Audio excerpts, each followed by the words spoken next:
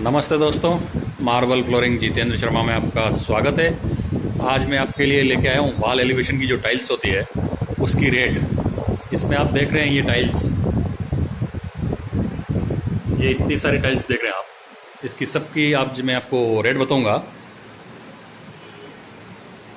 ये सभी wall cladding में यूज़ करते हैं और जो एलिवेशन होता है उसके लिए बहुत ही अच्छी लुकिंग इसमें आती है। इसकी क्या प्राइस है,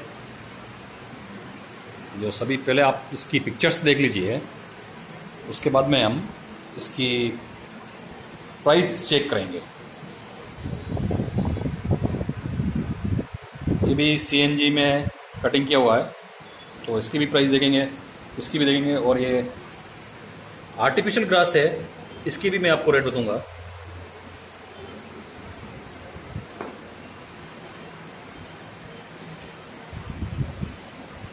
तो इसका वीडियो बहुत ही बड़ा बनेगा, इसके लिए मैं इसको 3-4 पार्ट्स में बनाऊंगा वीडियो को।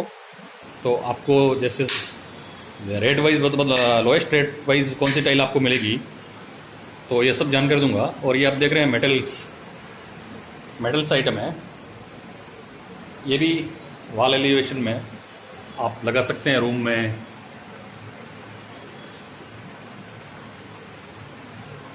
इन सब का आपको कल मैं प्राइस वाइज मैं आपको वीडियो दे दूंगा। धन्यवाद दोस्तों, अगर वीडियो अच्छा लगा हो तो लाइक और सब्सक्राइब जरूर कीजिए।